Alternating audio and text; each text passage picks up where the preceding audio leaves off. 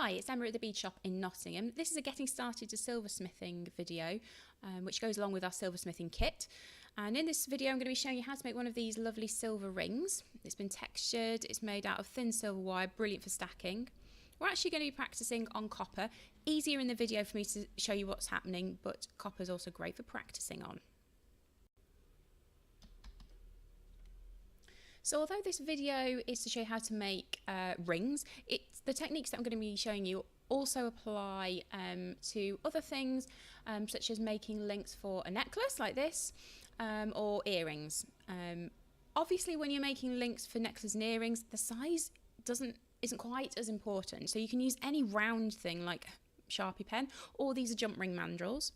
But when you're making obviously finger rings, the size is really important, so we would recommend for these using a ring mandrel, and this is the one that I'm going to be using, which is also available from the Bead Shop.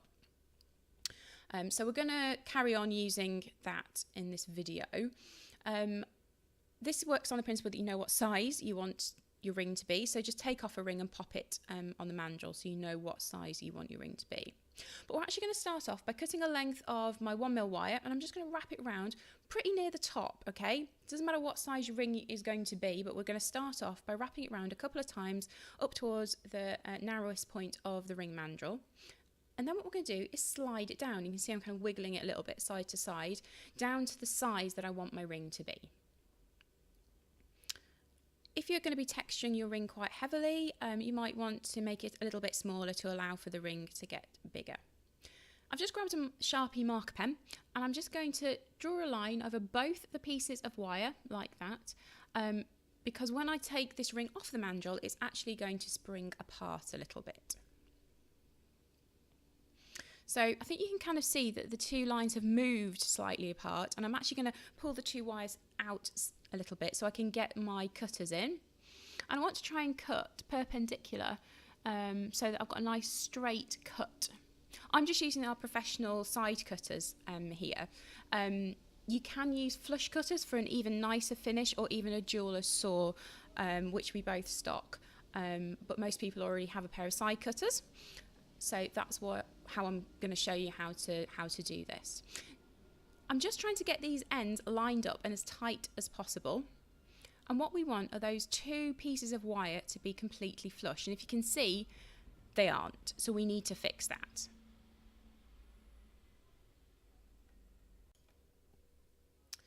So I'm just going to open up my ring, and I'm going to use a flat file from my needle file set.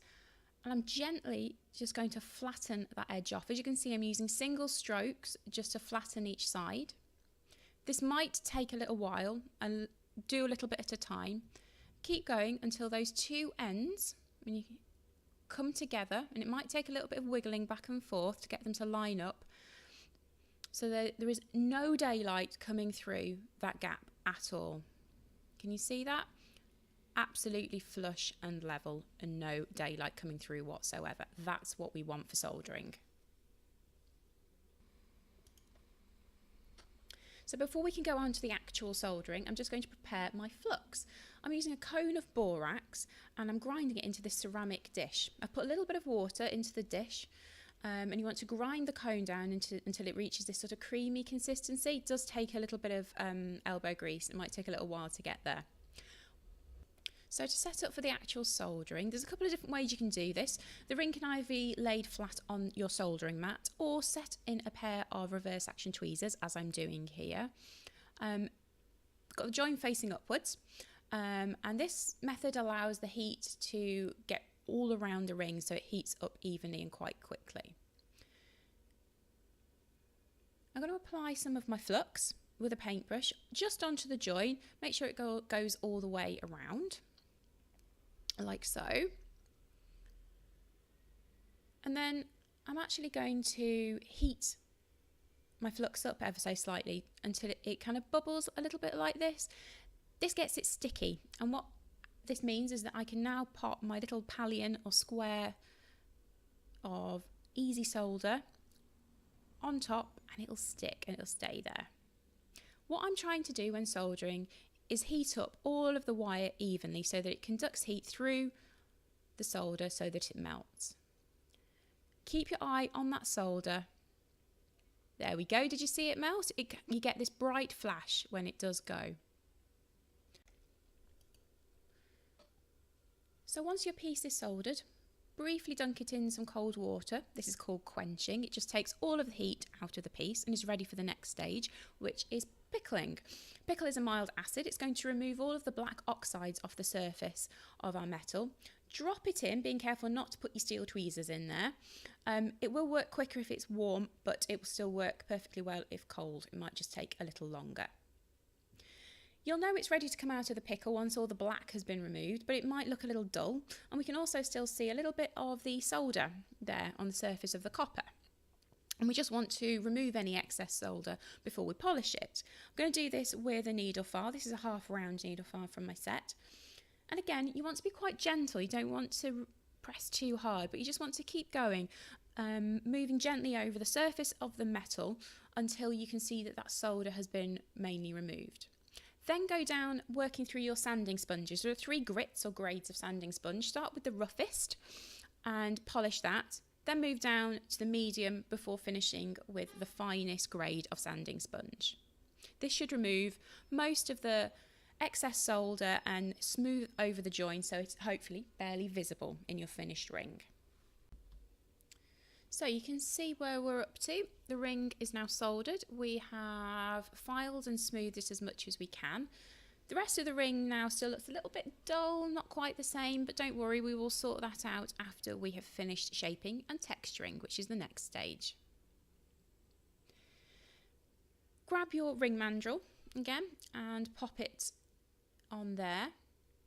We're going to use a nylon headed hammer.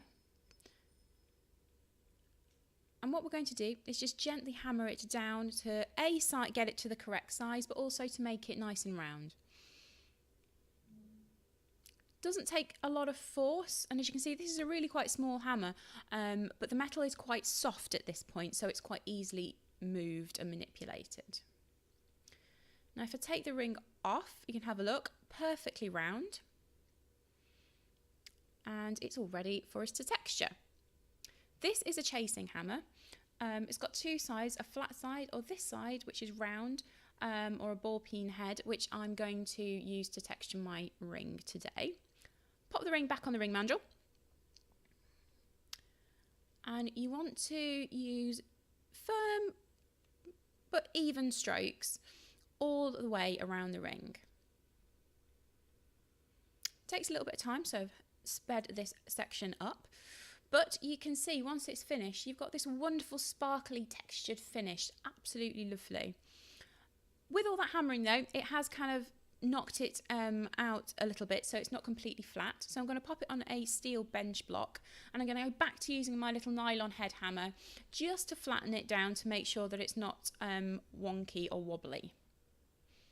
Doesn't take much. Again, this is quite a thin ring, so only a light touch is actually required.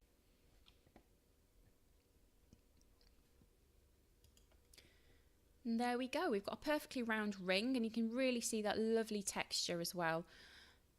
Final stage is to give it a nice polish. I'm just going to use a standard polishing cloth. This comes in the kit as well. It's impregnated with a silver polish. Really doesn't take much to bring up a beautiful high shine. Make sure you go all the way around the outside edges and on the inside as well. The silver polishing cloth is also great for maintaining your jewellery and keeping it looking sparkly as well. Hope you've enjoyed this video. All the information on the products used are in the details below.